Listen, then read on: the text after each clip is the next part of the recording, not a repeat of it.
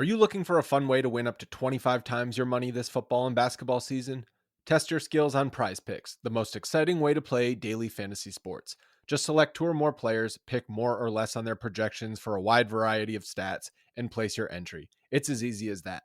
If you have the skills, you can turn $10 into $250 with just a few taps.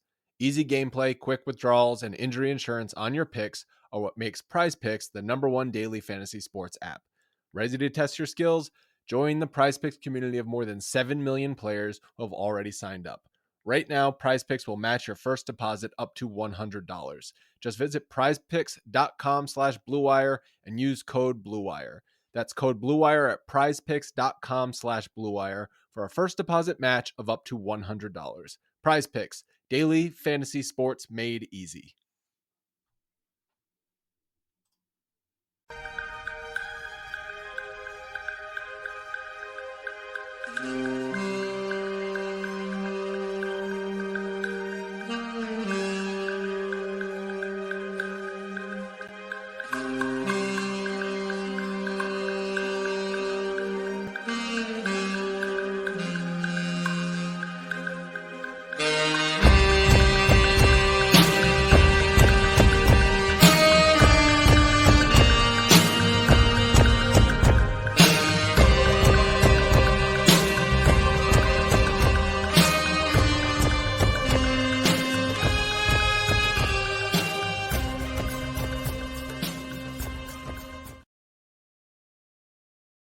Woo!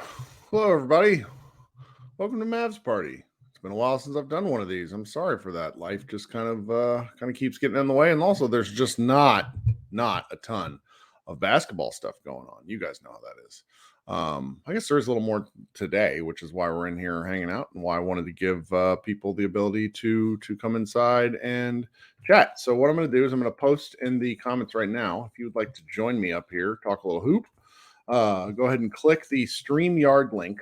I will try to see if I can find a way to pin that. Go into the YouTube channel, probably do it that way. That should work just fine.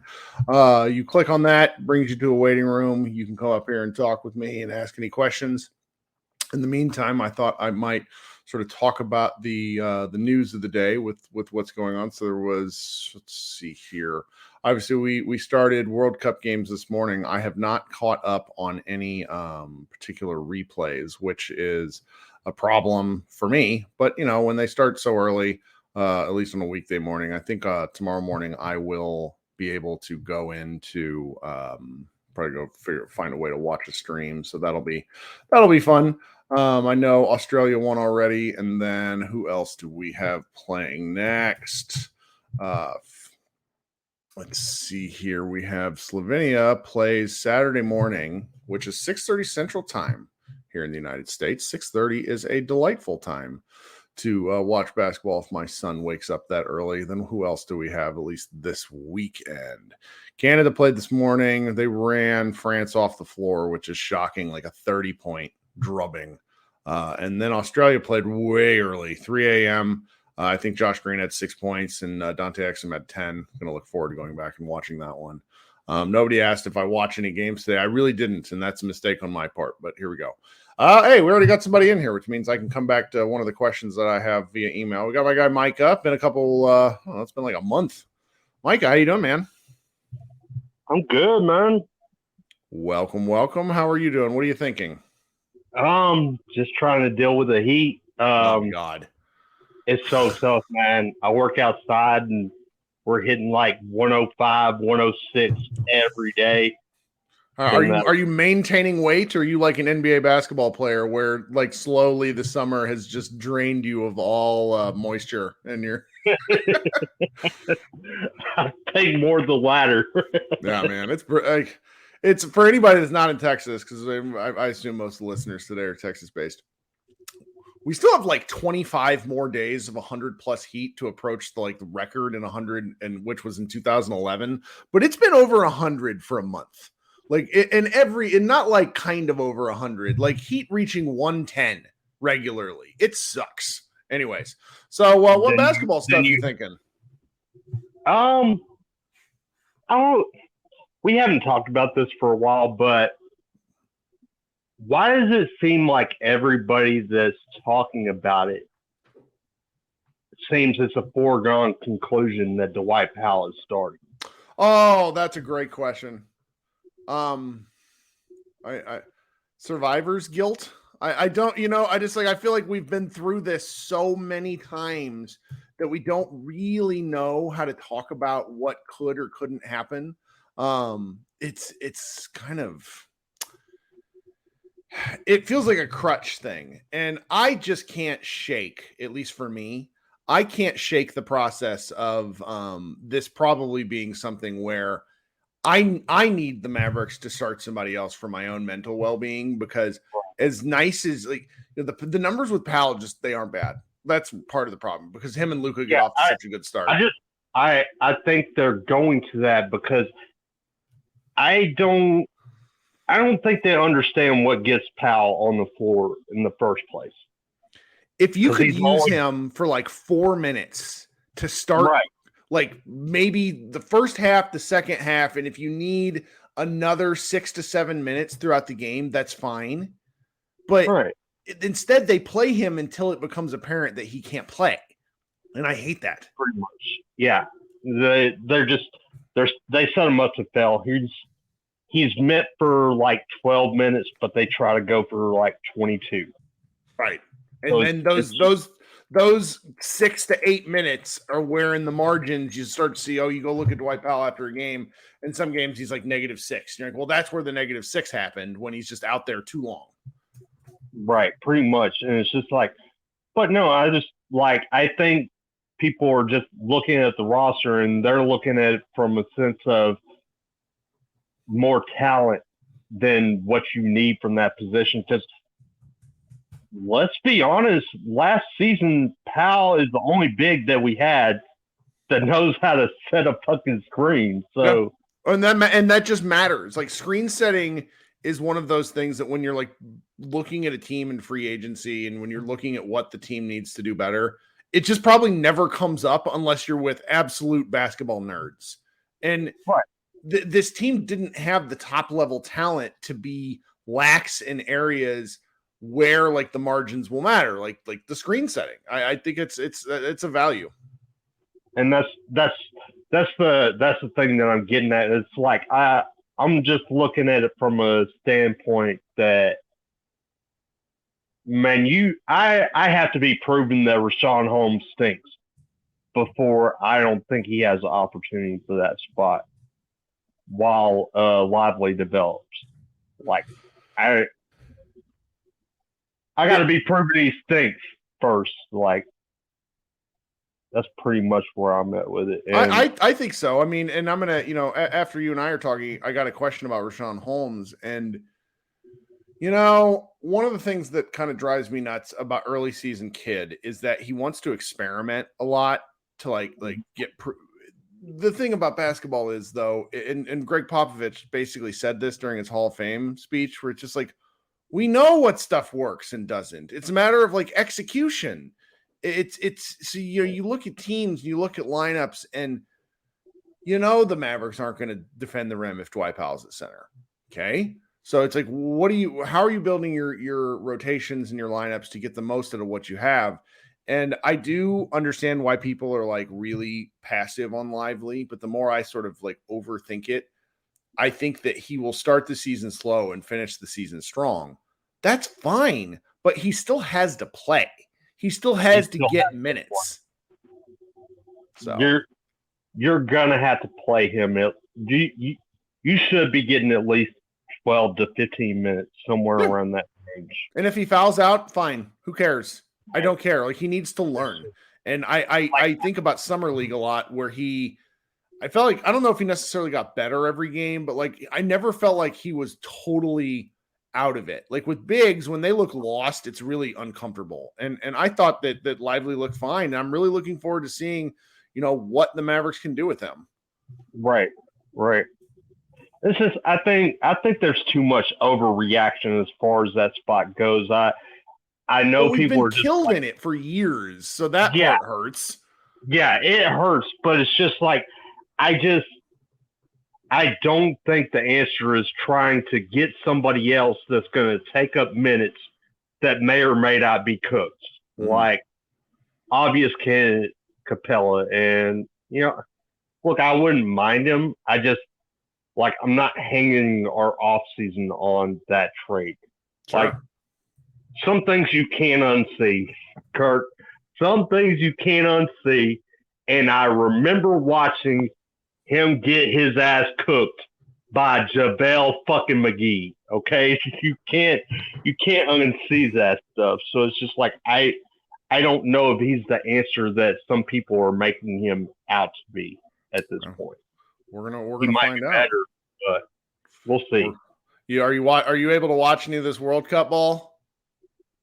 I've been catching a little bit of it. I've been mainly just paying attention to highlights.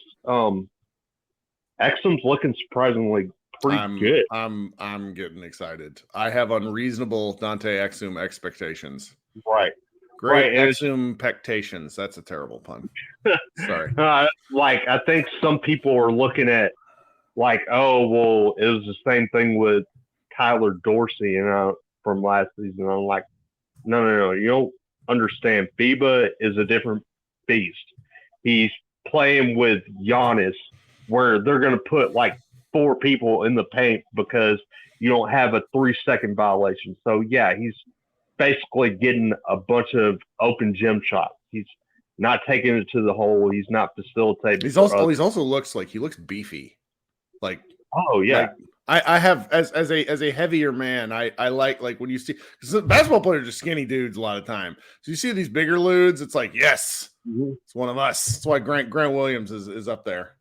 Yeah, you need those kind of guys. Those are the ones that will lean on people and wear them down throughout the cycle of a 48-minute game. Right. And it's just that's pretty much everything that you're trying to do in games is create advantage. Yep. And so things that you can do to slow the other team down, and that's one of those small things, is having bigger players that can tire them out. That's going to pick them up full court if they got to. There's so many nuances in basketball. It's great. That's right. Well, man, Micah, can't tell you enough how grateful I am for starting me off. The other day, I did one of these about 2 weeks ago, and I talked to myself for 11 straight minutes before my friend Josh hopped up and talked with me. So I got 4 guys waiting below. So I'm gonna get to some other folks. I hope you have a good day, and we'll talk soon. All right. All right. Have a good one. All right. Coming up next is my guy Glenn. Glenn, welcome to the show. Is this first time for you? First time being on camera. Yeah. Welcome. What's up? So no, I was listening to the convo. I came in a little late, but I think we are overvaluing minutes versus roles. Sure. Okay. For example, I understand Dwight Powell is our punching boy. I'm not the biggest Dwight Powell fan. I am the biggest Dwight Powell fan if you tell me he gives me 12 to 15 minutes, and his role in the starting lineup would be the pick and roll creator for Luka and or Kyrie. Maybe even Josh Green. 3 points, set a screen, stuff like that. Yeah. Yes. So now we're looking for, what we need rebounding. I'm never, I saw Micah, heard what Micah said, I will never be able to unsee us getting out-rated by Kevin Looney in the playoffs. And we need arms keep going. His Looney, getting beat by Looney's going to be one of those guys where when they do Warriors, Netflix, documentaries in 15 Unsung Heroes. He's going to be the guy where it's this. They're going to talk this guy is the one who held us together, and I'm going to feel less bad about it then. But now I know what you mean. And to be honest with you, I'm encouraged that Derek Lively will get a bigger role as the season goes. It really does not matter, and I'm going to say this, and I'm going to get roasted, but I want us to listen to this. It doesn't matter if he starts. It matters if he finishes. And I think when they need a big body that can grab a board where we don't get rebounded by 12 or 15 over the course of the game, while people are saying we haven't addressed the rebounding, I actually think we have. Now, Grant Williams isn't the best rebounder, But you get in a 7'1", 230-pound defensive rebounding guy, and you put him out there for 15, 17 minutes. That's dramatically going to change our rebounding numbers if he does one job: rebound, protect the rim. That's 2 jobs. But yeah, no, but it's the same one. And one of the things I really liked about him in summer league is I rarely felt like he was like wildly out of position. It's tough when you're learning a scheme. Sometimes you're in the wrong place. The thing, and I do this on the internet, guys, can't help myself. But I had people telling me yesterday, like not a ton of people, JaVale McGee's overrated or underrated. I'm like, guys, JaVale McGee stat chases. He chases blocks. And anytime you do that as a big man, it hangs out your defense to dry. And there's just real value in being enormous and being in the right spot. And I think Lively, one thing, I'm a very kind of vehement kid critic when he makes me mad. But one thing I cannot knock him on is how he has treated and brought along young guys. 2 years in a row, we had Josh Green in a pivotal year. Green looked better.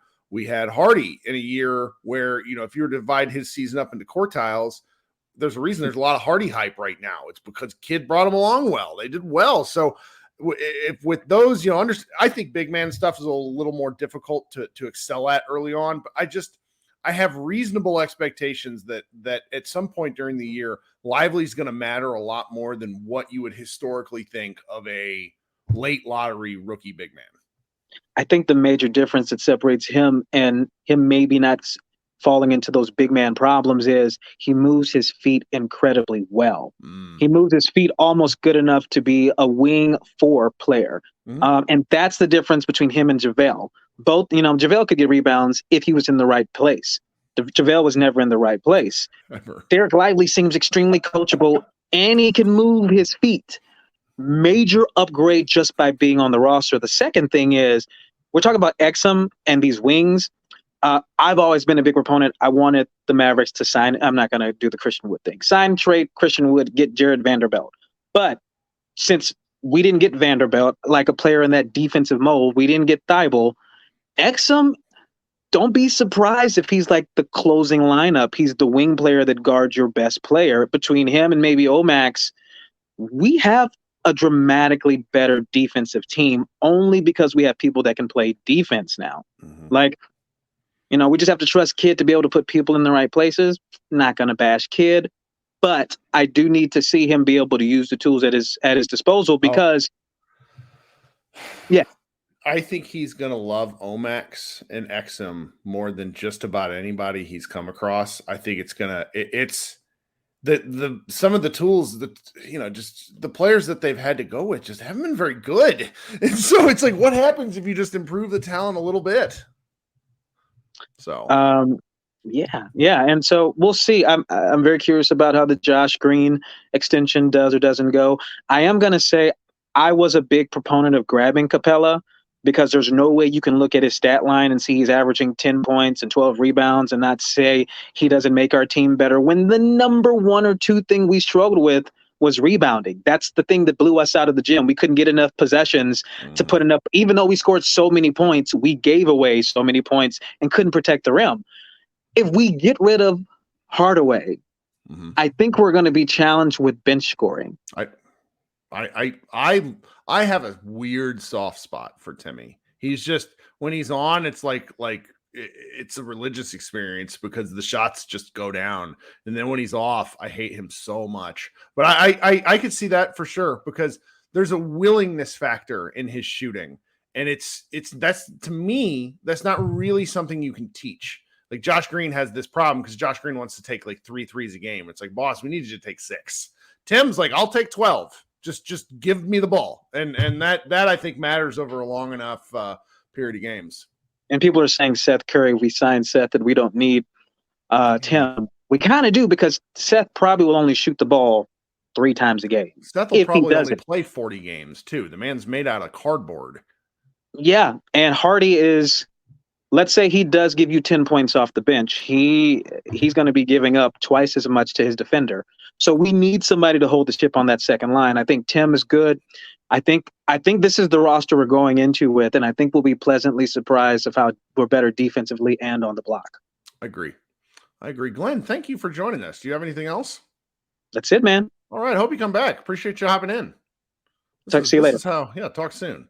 This is how we keep summer content alive with people helping me out here and just talking a little basketball. Before I bring on our next guy, we're going to go Andreas, Leo, and Joel that are waiting down there. So everybody, I bring up everybody if I have the time, and I have the time today.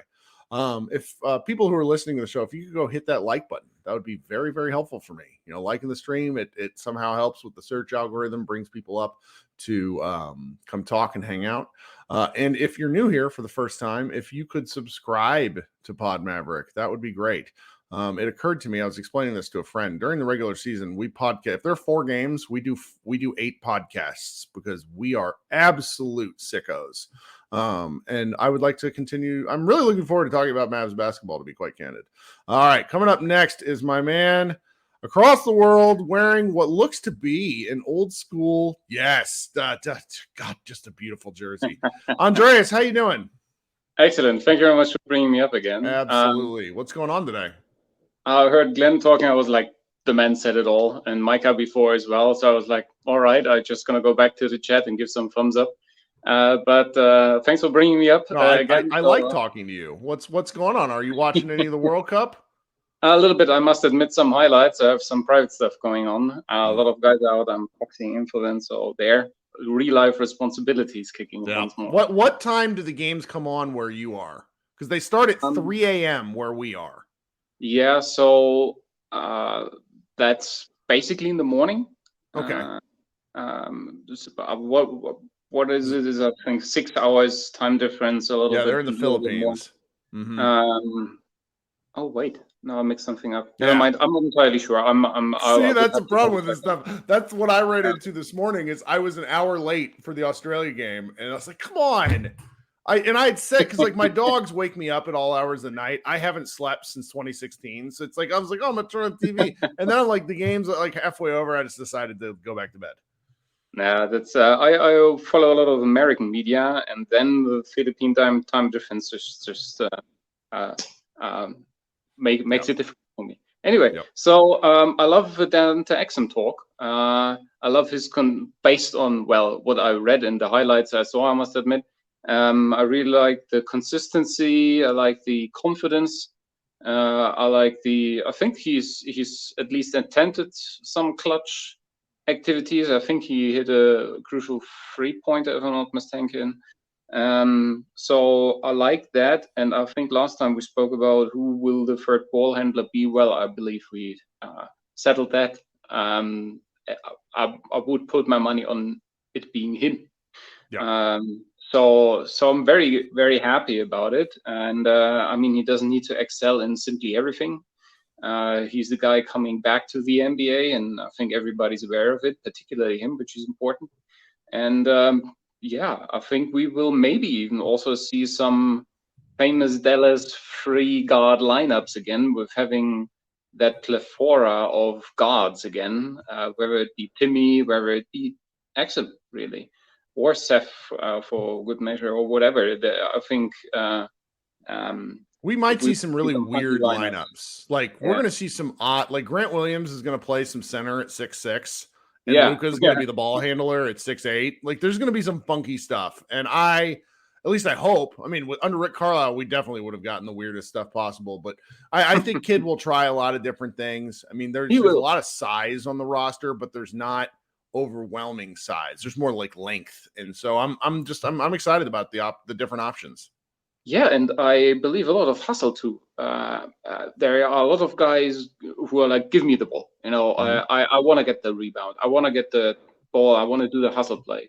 And not only that, there are guys who would be able to maintain a certain play style, a certain way how to approach the game, of how the coaching staff wants the team to carry out a game plan over an 82 game season.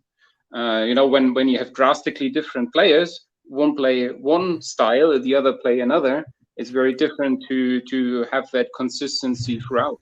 And I believe that sort of players with a healthy mix of veterans and very dynamic guys, that will be something, in my opinion, we have missed with plethora of guys like Theo and so on and so forth. Just guys that aren't real players. Like, they're not real basketball players at an NBA level. You can't. I was initially very irritated at the idea that we were going to sign Markieff Morris, and then it turns out it's a non-guaranteed. But Markieff Morris is a 15th guy, is a completely different deal than JaVale McGee is the starting center, which didn't make sense to me from the jump. So I also, and this is ridiculous, but this is the nature of fickle fandom. I just like new, like different is nice. Like, I want to be mad about new stuff. Yeah, no, I get that. And this is where the Dwight Powell thing might come in as a nerve-wracking moment for a lot of guys, or as an unrattling thing. I'm certain he will start again, but like Glenn and Micah said before as well, and you as well, why not? The center position is not the most important position, as we all, I think, can agree on in modern days NBA. If everybody is buying in on the way how to play the game, how to approach it, box out, try to get the ball, be fast. I think when Luka gets his rest, we have so many fast, an opportunity to have so many fast, dynamic players on the courts. It's, I think, unseen for Dallas Mavericks team in the last years, really. Dirk wasn't the fastest guy anymore past his prime. Luka was never really the fastest guy in the court either. So that will be a sight for sore eyes. Yep. The Dallas Mavericks fans will get something new, I'm certain. I'm excited. I'm real excited. So I'm excited too. I think that sums it up pretty nicely, and my excitement's only getting bigger for first real games coming up at one point. I'm very curious. Well, thanks for taking some time out of your evening to talk with us. Thank you. Thank you very much again. We'll talk soon. All right. Coming up next is my guy, Leo. And if you guys see me like looking around, I have my puppy. I mean, I guess she's a year now, but she's up here sniffing at the carpet. And she has a monstrous tendency to just go bite like floorboards and doors. And so if you see me like panically run off screen, that's what I'm doing. Hey, Leo, you're up next, then Joel. Hi. Leo, what's up, dude? Doing good. Am I loud enough or? Yeah, you're great. Okay. As far as your dog, maybe try like rubbing a little bit of lemon on the floorboard. It should deter them a little bit. You'd think this dog, like, I put red pepper on stuff outside. She does not like. She texts then. Yeah, that's a good point. She's a lunatic, though. She's my lunatic, but I'm tired. I need the extended puppy stage to be done. So I have two quick things I want to talk about. I was going because no NBA, no playoffs. I was listening to some of the old podcasts from that really good run we had after the All-Star season in 2021, 2022. And you and Josh kept on talking about the way our team just had the kinetic defense and seeing how last year we didn't have the personnel for it. We don't exactly have the same personnel now because we don't really have a player that's 6'8" size other than Omax. But do you think we can return to that kind of defensive play style, replacing Dodo with Grant Williams and JB with Kyrie, or maybe switching it up to where we replace DP with Grant and maybe slide someone else in to where we have 5 movable players that can shoot, but also can kind of move around on defense? Or is that just like not possible until we see them play? I'd say it's possible in theory, but the problem with an effort-based defense is you're inevitably going to come up against an offense and a coaching staff and such that knows how to beat it. You just need better players. Now, I think there's the argument to be made that there are better players on this team defensively than on the team that made the 2022 Western Conference Finals. I think you can make that argument, at least on the defensive side of the ball. So they have no, outside of maybe some of the concerns at center, the defense on the different points of attack folks that are going to be guarding the ball are better than what the Mavericks ended the season with. That's for sure. Okay. And the second point, which is a little bit quicker, do you think we're a vibes team again?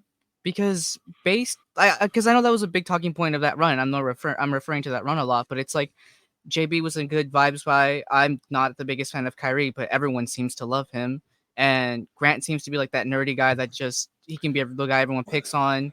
and we have vets in that can actually play now, does that seem like a better chance that we have a healthier locker room than what it was last year?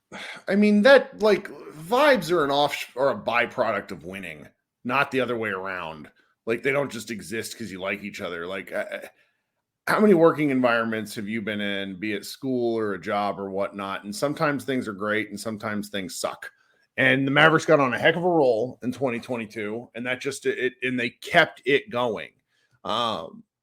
We should have known, during the game 4 or 5 of the 7-game win streak when Luka was just killing people, but he needed to score 44 points a game for that to happen.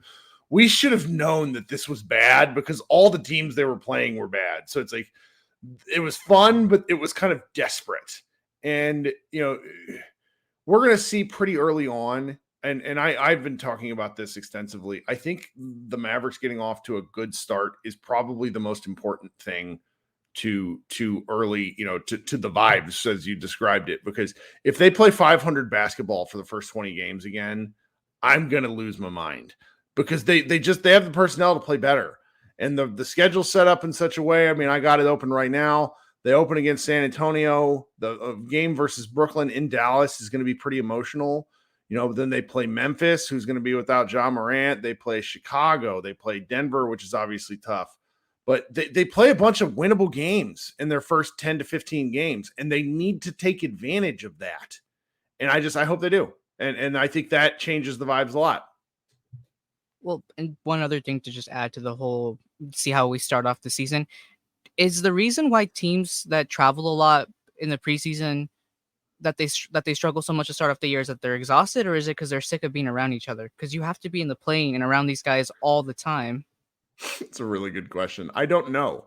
I would assume it's like a physiological thing because these guys, there's a rhythm to playing basketball games where you need to be ready between this hour, this grouping of time, 3 nights a week for 6 straight months.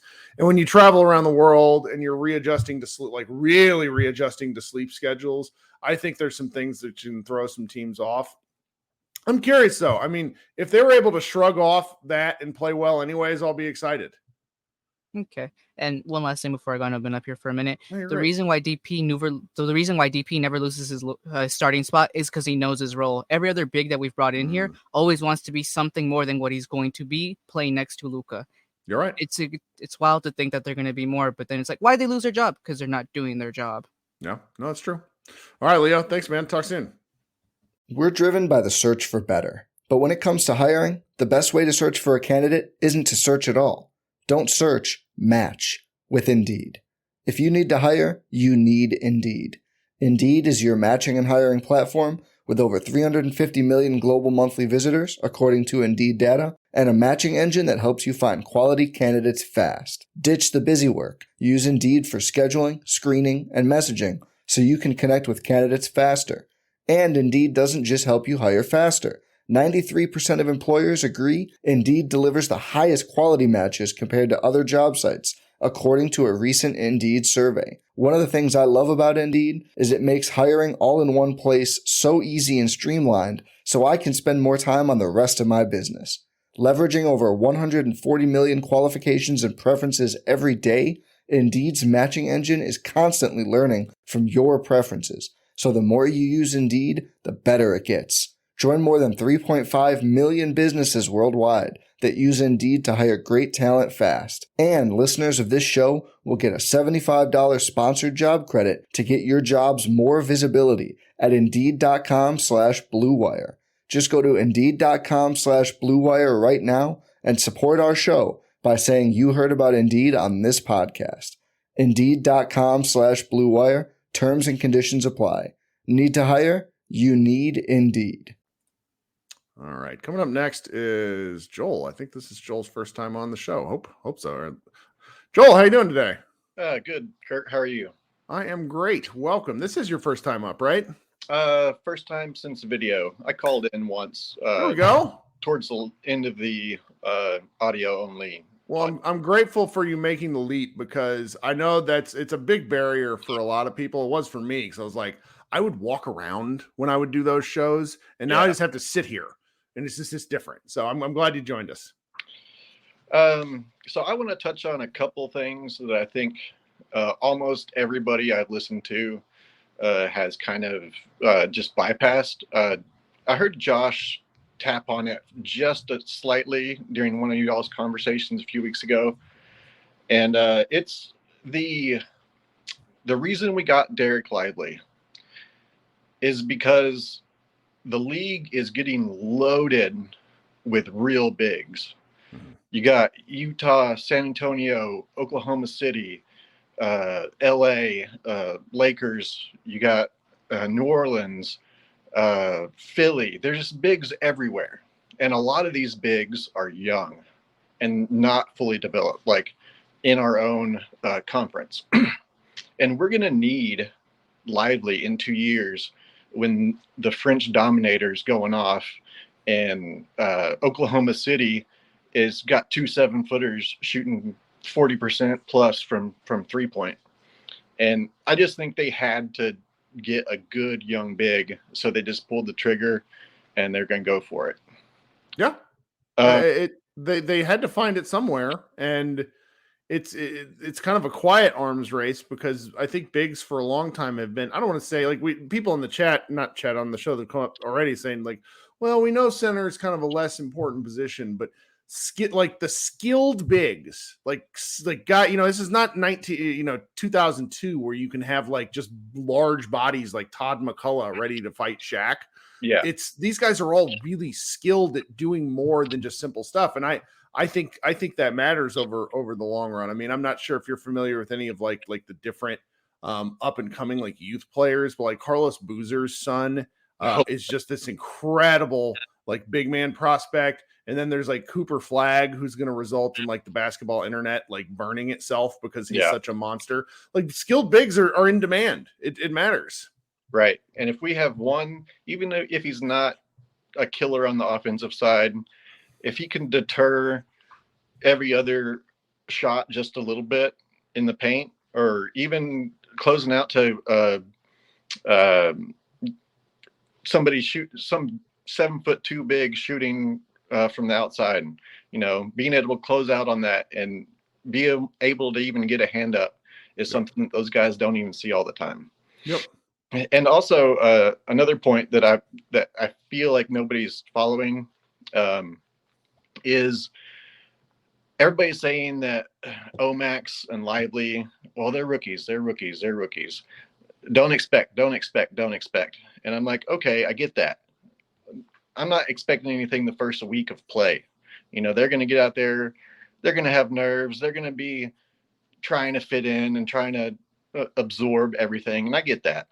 But normally when top 10 pick and a good, I think Omax probably should have gone higher. I think he's probably going to be a steal in the draft. So let's call him a top 15 pick if he had the media behind him before draft. Those picks go to shitty teams. And those players don't perform because they're the best player on a shitty team and they're a rookie. So you've got these two rookies that are defensive minded, and you have two Hall of Fame point guards in their prime. Mm-hmm. Those guys aren't going to be your typical, I'm the only good player on my team big. Those guys, Omax isn't going to be, I have to do everything all the time. Like, he's going to be getting baby fed, spoon fed, the easiest shots in the world. And then after that, you look at like the guard rotation. Everybody's like, oh, we got the 2 stars and that's it. Right. We got more than that. We got Luka and Kyrie to start.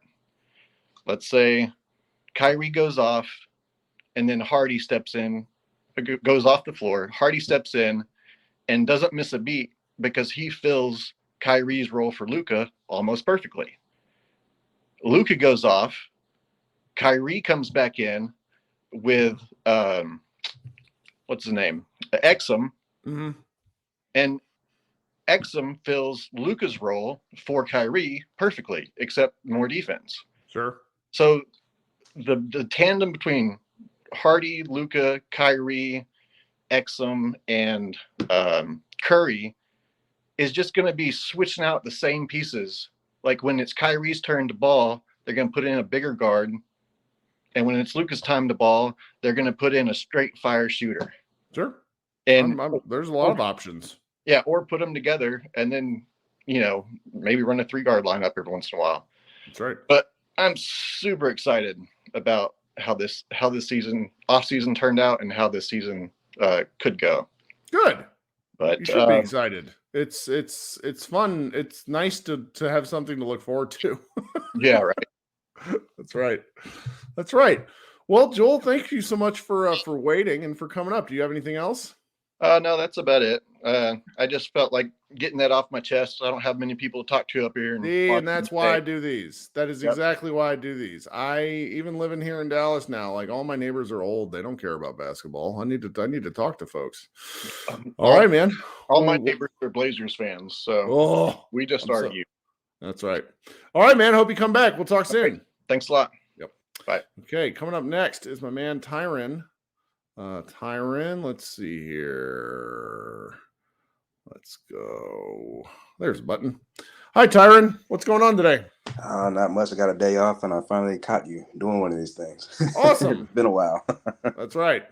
Well, before I get started, I have to say you have the sexiest intro music for the show I've ever heard. See, it's really hit or miss. We get emails where it's like, you really need to never play this stuff again. And then it's like, I can't figure out whether I like it ironically or not, but it's 50 seconds long.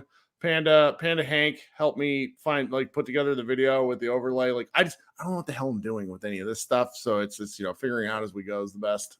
If it means anything, it sounds great to me. It's giving early 2000s Skinamax.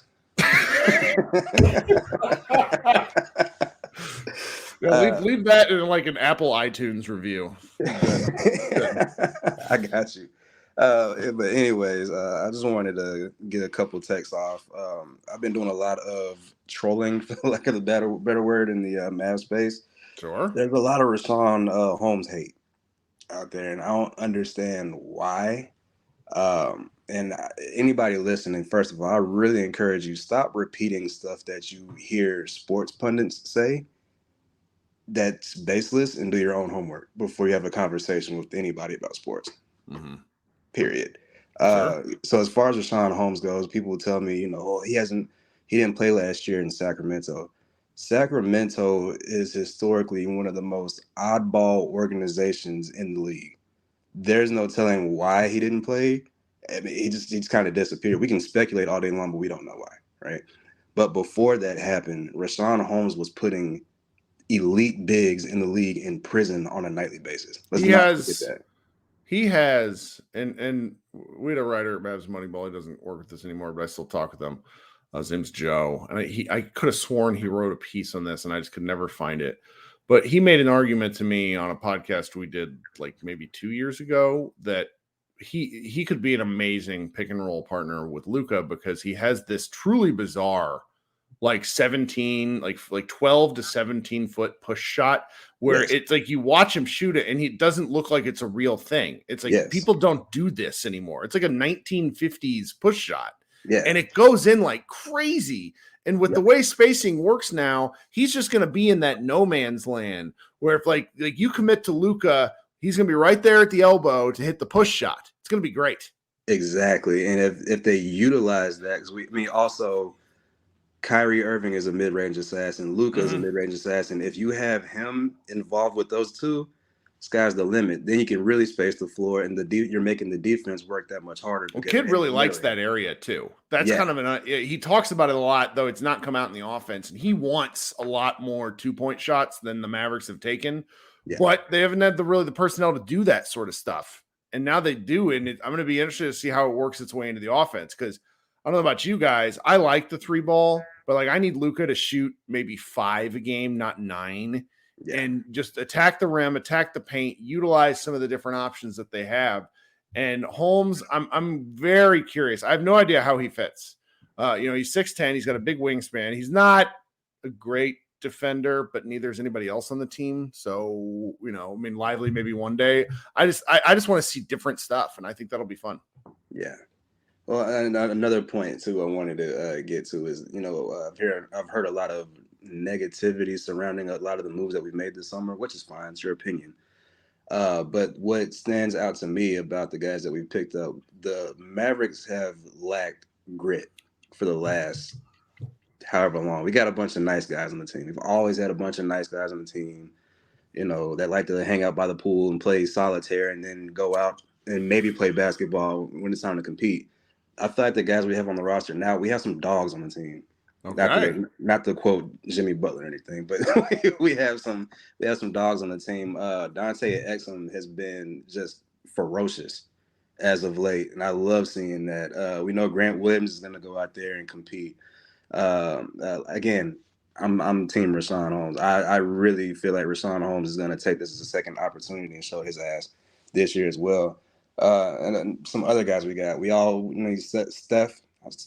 Seth Curry is going to go out there and compete. We have guys now that aren't just going to lay down because a couple shots didn't go in. We have some competitors this year. So I'm, for one, am super excited to see what's going to happen next season. And I say all that to say this. I hope Jason Kidd doesn't somehow fuck it all up. I mean, it's not, coaching is hard, but they've changed up the staff a little bit. I felt like last year, at least from the reading, there wasn't a lot of responsibility from the coaching staff. Yeah. One of our early season complaints, and this just went away as the year went on because the Mavs were garbage. At least, particularly March and April, was the notion of, all right, can we just not do the dumb thing? Like, that was the thing I always felt about Rick Carlisle, is that he would try weird stuff, but never like some of the things Kid did last year. It's like I'm just watching, I think he'll do a better job this year because I think the personnel is there to do some of the things he wants. And I think that'll make a big difference. Yeah. So that brings up a good point too. So the first year Kid was here, he did an amazing job, right? I think we can all agree on that. Well, he's won a lot of games. So it's like, like how much credit do we give him for I think we give him a fair amount of credit for Jalen Brunson. Yeah. And sure. Things worked out with that 3-guard set, and Luka was great and in shape. The defense that they played, I think he deserves a lot of credit, but I also don't think it was like schematically interesting. It was the play hard defense. Right. No, it definitely, schematics is not his thing. Yeah, clearly. But year 2, we saw such a sharp regression in everything. As like you said, from the coaching staff, I'm wondering if he was just really that unhappy with the tools he was given last season. And I wonder if this year are we going to see first season Jason Kidd this season, because it seems like he and Nico really had more say so in what happened this summer. I mean, I really haven't heard anything from Mark Cuban, thank God, but he's been pretty quiet. So I don't know, that adds to my excitement also. That's true. Season. That's true. Well, hey man, thanks for hopping in again. Thanks for taking the time. Yep. All right. Talk to you soon. Have a good one. You too, man. All right, so there's this person in the waiting room. His name is Josh Bowe. You may be familiar with him from such podcasts as Pod Maverick and that sort of thing. So, Josh, what's going on, dude? Hey, no camera. Apologies to our YouTube audience, but we know what you look like. Yeah, that's the problem. So that's why I'm not on camera. It's just it's Friday. I've had a long work week. When I'm not on camera, just the audience can know, like, I'm 2 steps away from disaster. Just like I am disheveled. I'm not meant for public consumption. And then when it's time to go pick up the kid from daycare, or it's time to do one of our podcasts, I clean myself up in like the 15 minutes before I need to do something, and then I'm out the door. But until then, I'm a mess. First off, I know I said it in Slack, but our last caller is a funny way to say it, but last guest that you brought up, one of his points was, he says, I wrote it in our Slack. What did he say? Well, yeah. I've heard a lot of negativity about the moves we've made. There has been some weird negativity. Like where? Nate Duncan's podcast. Oh, he doesn't count. Excoriated the Mavericks offseason. Like, gave it an F. He doesn't count. Okay. What I've really? seen, I haven't seen that. was the disappointment that the Mavericks didn't do something else at center. And we've talked about that an awful lot. I don't know if you read our YouTube comments, Josh, but I've read almost everyone and tried to interact and reply to them. There are people that are still very concerned about the center. And I think you and I have sort of made peace with it. I'm willing to come around on it. I also think there's still a deal there to be made. If it's that important to them, they're just going to have to eat more salary than they want and probably give up an asset they don't want to. If they really want to go get what's his name from Atlanta. Yeah, it's just, center to me is like NFL running backs. It's not that you have to ignore the position. I just think that you can make do with as long as the other parts of your roster are a little bit better. And I mean, we've seen this team do. I mean, they made the Western Conference Finals with Powell and Kleba, basically. Yep.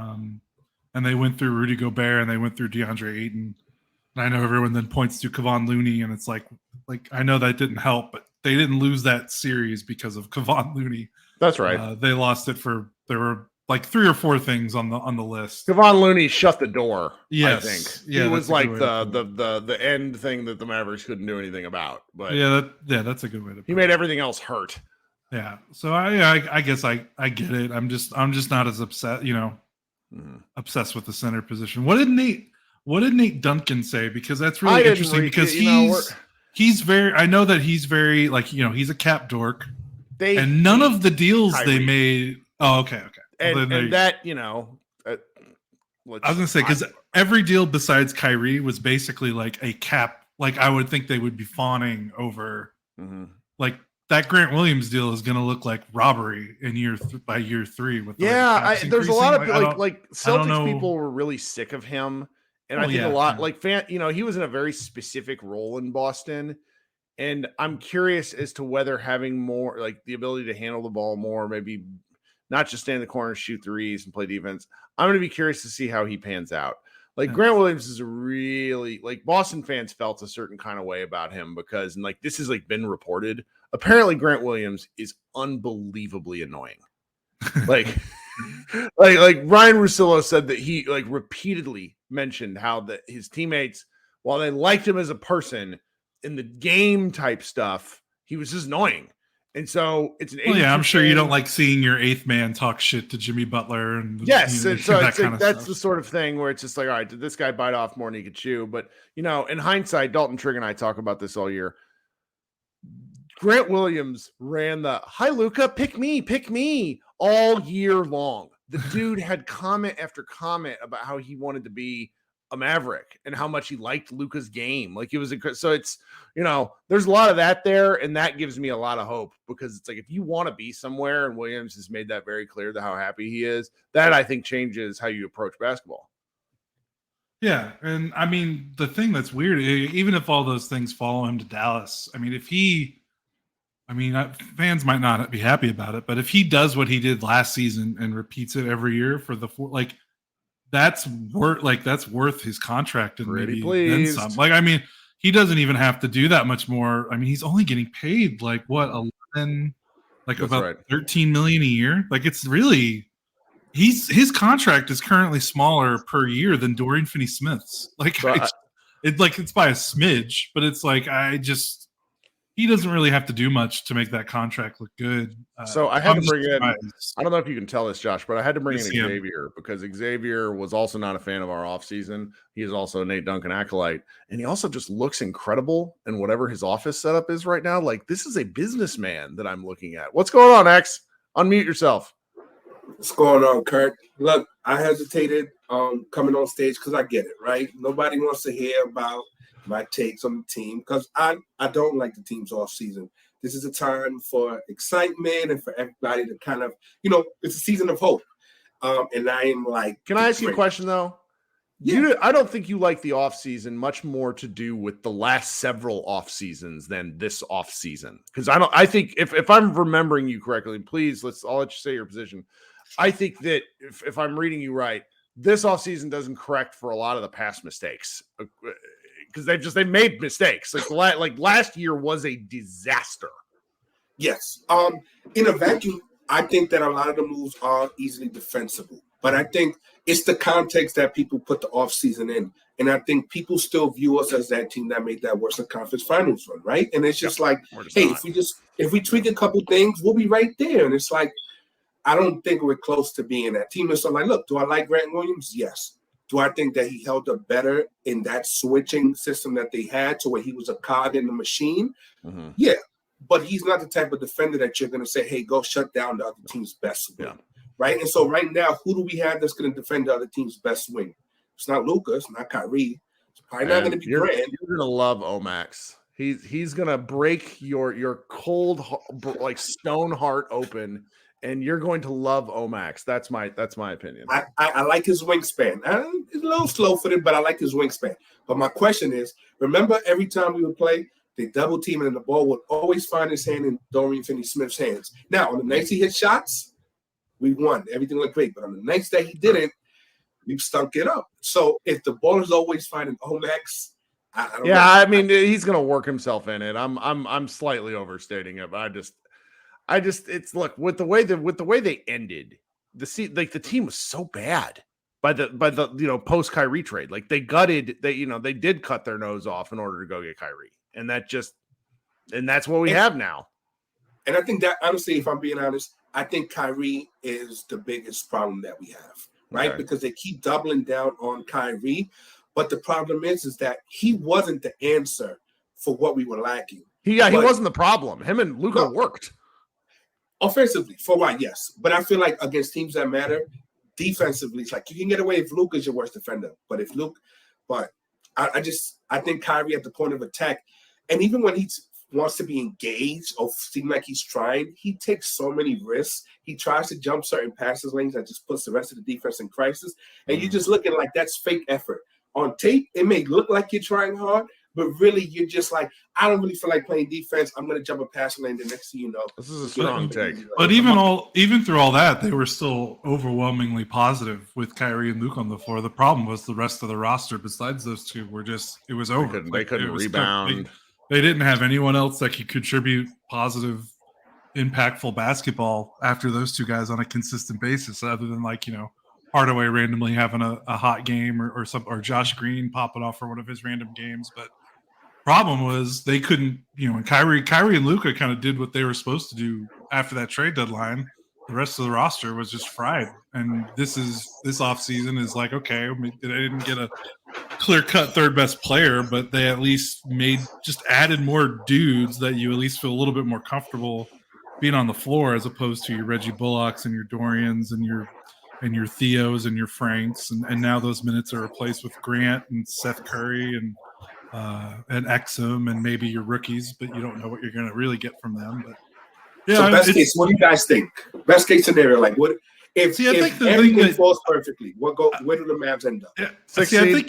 Yeah, I think six seeds somewhere around there. I think the thing is you think you might be thinking like we think this offseason was great and we think that they're back. I don't necessarily think that they're back. Like they were rock bottom, and you don't go from finishing 11th in the conference to being a top 4 seed in one offseason, especially with the assets that they had. So it's going to take them another summer before I feel, of them making moves. I mean, I feel like they're a comfortable top 4 in the conference contender.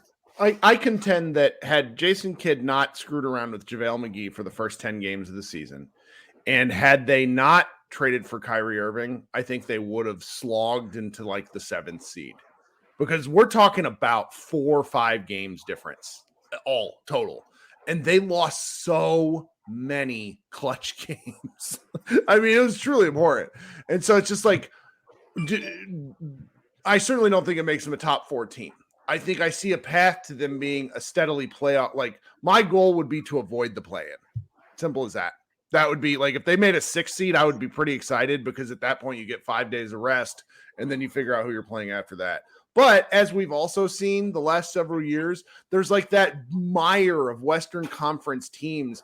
And it's like, how do you close? How do you finish the year? And Josh and I talked about this a couple of days ago. The Mavericks have a remarkably light March and April schedule. Like, if they wanted to, they could close like a bear, but What they have to do is not do the thing they've done for the past several seasons, which is play 35 games of 500 ball. Like, you need to make progress. You can't just, we'll figure it out. It'll come together. No, the season is too long. One injury will set, like the Luka Doncic injury, because he got hurt right with that. Do you remember when he tried, like, he hurt his heel where he tried to, Michael Jordan dunk? He was never the same after that. It's like you just got to, like, the Mavericks played like a team that had a margin for error they did not have. And so that's where I just think if they, maybe they won't recognize this, but there's just enough weirdness difference to where I think that they're still quite playoff viable. But again, maybe we're just wrong. We'll see. Above all else, I think it'll be more fun because the last 3 years, there have been elements of it where I'm just like, all right, we've seen this. Yeah, I agree there. I guess my only thing is, like, I agree with you. I feel like a top 10 percentile finish for us is we finish 5 or 6 in the West, which means that if we more than likely we end up in the play-in. And so if that's the case, it's more than likely that what you're saying is probably going to happen, where we're just slogging along playing 500 basketball, right? And unless we get the right breaks and things fall in our favor, unfortunately, I think that's why I'm excited for the season, because I love watching them, obviously. But my fear is your fear. I feel like we're going to come out 9-9, 9-10. All this, all the opponents are going to start saying what they normally say. And I just hope that we have enough optionality that works to where we have a plan B or a plan C if our plan A doesn't work, to where maybe we can light a fire and spark the team and do something new to kind of get us ahead. But we'll see. X, thanks for joining us. You're the man. No doubt, guys. All right. Here. I'll go ahead and hop down too, because I know I'll hop down too. All right, then we got Krishna waiting in the wings. Then I'm going to go. He's back been to waiting my for day. a while. He has been. Yeah, I'll get up there. All right, talk soon, Josh. Oh, cut Josh off early. Oh well, he'll be fine. Krishna, you're going to close us out. What's up? Kirk, how are you? I'm great. Thanks for joining us. This has been a remarkably productive show when I was hoping to get half an hour. Complete opposite. I felt like there's just so much I've missed. Obviously, the Dirk ceremony was great. I loved watching it in real time too. That was very nice. It sucked that it was on NBA TV. Like, it was impossible to get unless you had God, what is it called? Whatever the NBA subscription, League Pass. That's what it was. Yeah. Like, I don't know who has League Pass in the middle of the summer, but that's a whole different discussion. But I get it. I get the two versions that people feel about this offseason, where people are either very optimistic or very pessimistic. And I get why you feel both ways, right? Because if you look at the history of Mavs off seasons, this seems like such an outlier in the sense of this can either completely blow up in their faces, or it looks like a genius move. I think I'm somewhere still in the middle. I think a lot of what these moves feel like moves that should have happened early on in Luka's career, almost like a great reset. And it's going to take time. Like, I feel like even if this team makes the play in, or, like you're saying, I think a really good season would beat the 6th or 5th seed.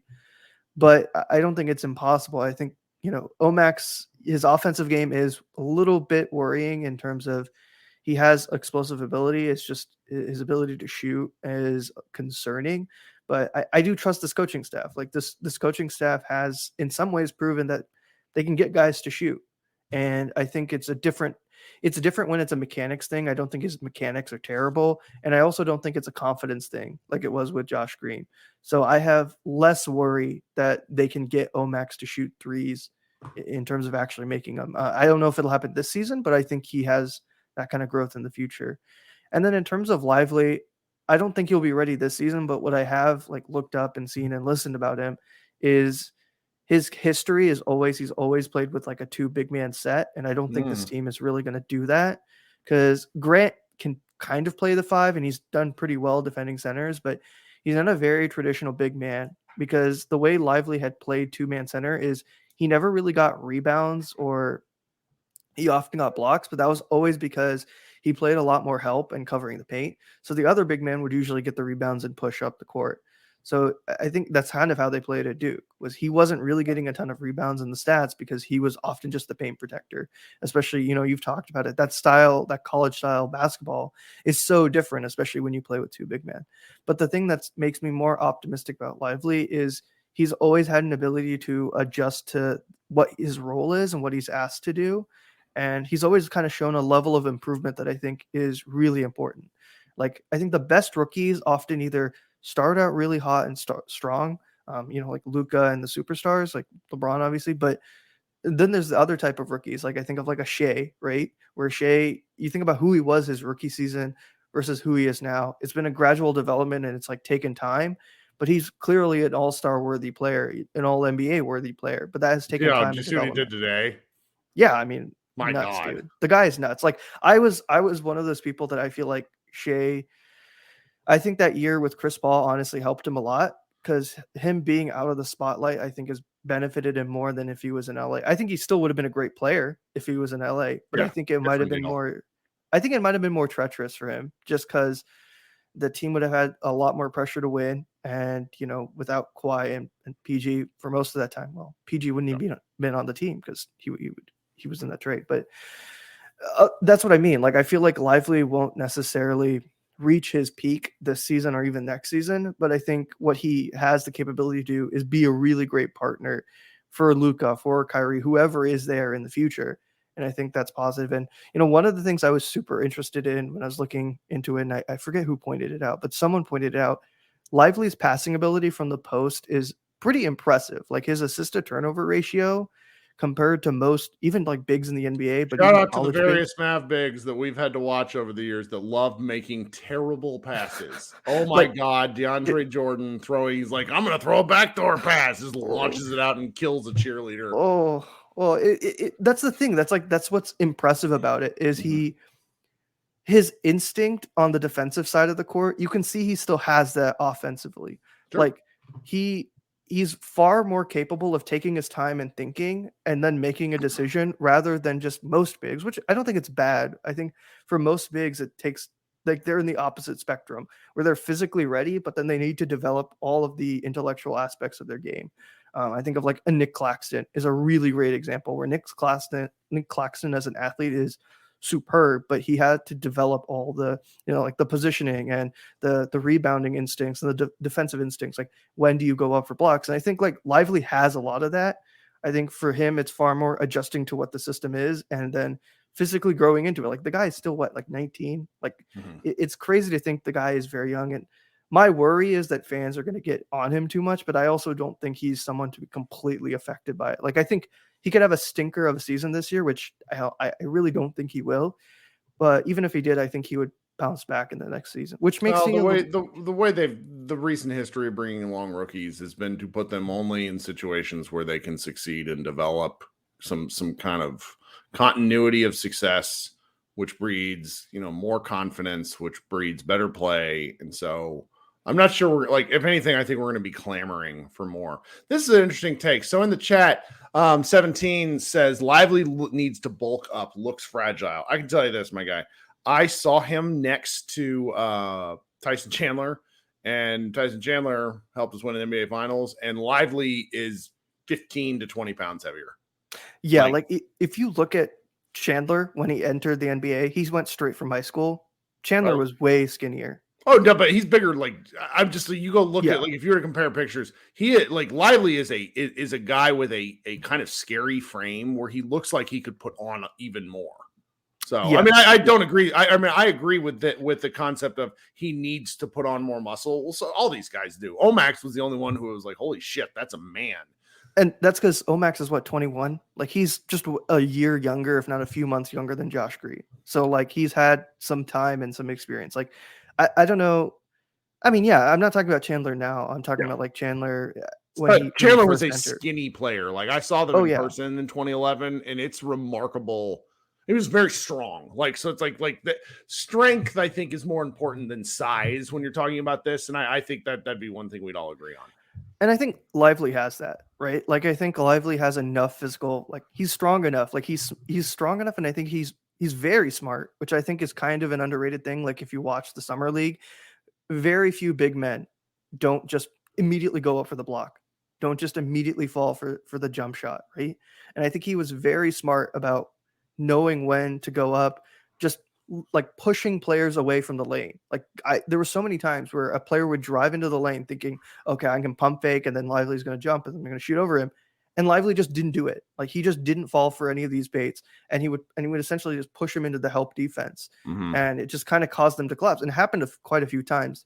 And to me, what it shows is he already understands like what his role is as a paint defender. It's not going to be I need to get all these blocks, which has been the problem with so many of the bigs we had. Like the same thing with JaVale and Christian Wood. Like they got blocks, but the important thing about being like the center of a defense is not just the blocks, but it's like deterring people from trying to get to the rim and not always falling for, the shots. It's going to happen at 1 or 2 points, but I don't know. I think he'll be fine. I think also like part of it is just he's got a really great head on his shoulders, and I don't think any of the bulking up is going to be an issue. Like, yes, I agree he has to bulk up, but I don't think it's as big an issue as someone like Chet, right? Like I think Chet is a very different situation than Lively, and Lively has been doing this for a while in terms of like you think about it, his mom was a professional athlete for a long time, a basketball player specifically, and she played center. So like I think he gets it. Like I don't think he's going into this situation. He certainly said all the right things. Yeah, and it's weird. Like of course, like it's like PR speak, but like a 19-year-old, it doesn't necessarily mean he's always going to get it. So that's the positive. So I think it's weird. Obviously, everyone is more than entitled to their opinions. I think it's just going to be interesting. This is an interesting time because I don't think much of the landscape of the West hasn't changed in terms of like it's just pure chaos. Like it's kind of just like the Nuggets are probably going to be really good, and then I guess everyone else is going to be what they are. And so it's like a wait and see game. But FIBA will be exciting. It's been a little troubling with the Josh Green stuff, but why? When he's playing, he's been good. Josh Green, he looks like Josh Green. It's just the injury stuff. Not so much the playing. Like I'm just a little concerned with that, but like I felt like he was going to be fine because you think about it, he's a completely different player from when he was at the Olympics just a year ago, which is crazy to think about, but exciting. He's doing better. And I think you've mentioned it. Like I know a lot of people were kind of freaked out about the Morris thing, but if Morris is like the very last guy on your bench, I don't think it's that concerning at all. I think I know that's Pranjal. That's okay, how I would say you it. understand why I asked that question in the chat, because otherwise I'm going to say it in just the most Texas ass way. Pranjal. Yeah, Pranjal. Something just I don't want to butcher my man's name. Don't worry, I get it. I live in a very like white neighborhood, and I went to school with so many white people. Like it was shocking. Hey man, North Texas. Look, there's a diaspora right now. There are so many people here that were here. It's great. I love it. Now it's great. Now most people can pronounce my name, which is like I'm like a little shocked, but I'm like I guess it should be normal, but it's all good. Have a good day, Kirk. All right, man. Thanks so much. All right, this prompt. Shoot, I'm just gonna butcher it. Help me! You're muted. 1 second. Yeah, it's the mute on the actual. There we go. Try again. There we go. Can you hear me now? I can. Welcome to the show. Hey, yeah, it's Pranjal, it's Pranjal. There's no real pronunciation, so it's fine. I mean, I answer to anything that sounds like people. My favorite thing is like my name is in my email, and I will get emails calling me Kurt. Like my name, it's there in my email, and you call me the wrong thing. Anyway, how you doing today? I'm doing good. So I missed about like the first 30 minutes or so of this podcast, so forgive me if you've already talked about this, but I've been watching FIBA the last couple of weeks, like the USA stuff. And who do you think is going to come out of this FIBA tournament taking a major jump? Because I was thinking about this, and I was even watching some FIBA highlights. In the past, it was guys like KD, and in 2010, it was Derrick Rose, who the next year immediately became MVP. Or in 2014, Steph Curry immediately became MVP after his FIBA run. And I'm just wondering if United States or otherwise, who do you think is going to come out of this FIBA tournament so much more improved? Ooh, this is a fun one because there's guys, if you don't know, like I'll just post the FIBA roster real quick in the chat if you haven't happened to know who's on the team, because if you haven't followed any of the friendlies, I don't blame you. But for Team USA, there's like Anthony Edwards is apparently, by all accounts, like the man, and Steve Kerr is just hyping him like nobody's business, which is really odd because Kerr had an opportunity to have input on drafting him, but he apparently had an awful workout with the Warriors back in the day. I mean, the Anthony Edwards might be one of the most. He didn't play a lot of youth basketball. He's a football guy. And so he just, every leap that he takes, it's like, all right, wait, what's the ceiling for him? So him is another. Austin Reeves, as much as it pains me, like it hurts my soul because I think I certainly think that he got the best. He's going to take a real leap. I cannot believe somebody didn't try to offer him like a poison pill or super contract. You know, Brunson's obviously going to be pretty good. I'm very interested what Tyrese Halliburton did or will do. I think most Mavs fans know this, but the 2020 draft, the Mavericks tried to basically trade Brunson and the picks that they had to move up to go get Halliburton, which would have been fascinating in hindsight. He's a heck of a guard. Those are kind of my main ones. Jaren Jackson Jr. is obviously amazing, but he's just got to not foul himself out of the game. I think if the United States were to win, it would be because Jaren Jackson Jr. kind of connects the dots defensively, because the United States is good, but they're not unbeatable, because the 40-minute element of FIBA games is what I love so much about them, because it's less margin for error. You just can't, you gotta, if you're the better team, you need to exercise your will.